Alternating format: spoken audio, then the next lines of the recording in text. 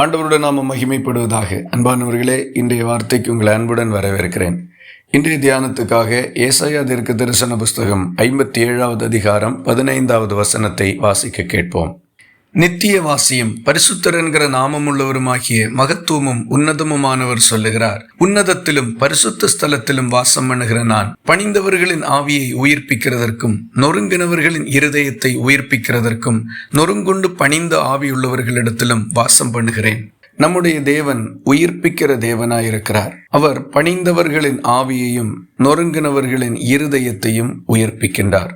அநேக நேரங்களிலே நாம் எதிர்கொள்ளுகின்ற சில காரியங்கள் நம்முடைய உள்ளங்களை நொறுக்கி விடுகின்றது. நம்முடைய வாழ்க்கையை அவை வெகுவாக பாதித்து விடுகின்றது.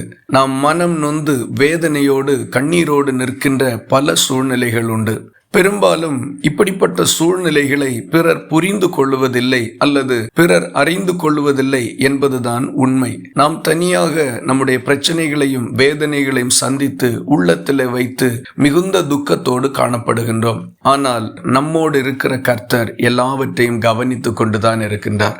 அந்த ஆண்டவரை குறித்து நொறுங்கினவர்களின் இருதயத்தை உயிர்ப்பிக்கிறவர் என்று பார்க்கின்றோம். இந்த காலை வேளையிலே உங்கள் உள்ளம் ஏதாகிலும் காரியங்களினாலே நொறுங்கினதாக வேதனைப்பட்டு கண்ணீர் சொரிகிறதாக காணப்படுமானால் நீங்கள் ஒன்றை நினைவில் கொள்ளுங்கள், உங்கள் கர்த்தர் உங்களை உயிர்ப்பிக்கிறவர். சில சூழ்நிலைகள் எல்லாம் கைமிஞ்சி போய்விட்டது, இனி எதுவும் இல்லை என்கிற அளவுக்கு சென்று விடலாம். இனி நான் என்ன செய்வேன் என்கிற நிலைக்கு நாம் வந்து விடலாம்.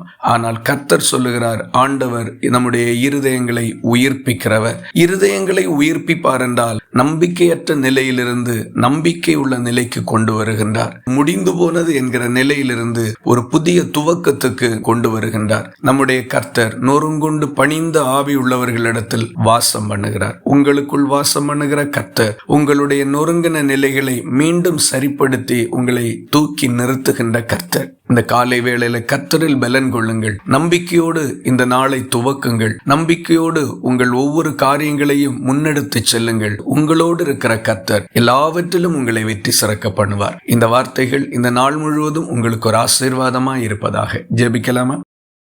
எங்களை நேசிக்கிற அன்பு நிறைந்த நல்ல ஆண்டவரே, நாங்கள் உம்மை நன்றியோடு துதிக்கிறோம்.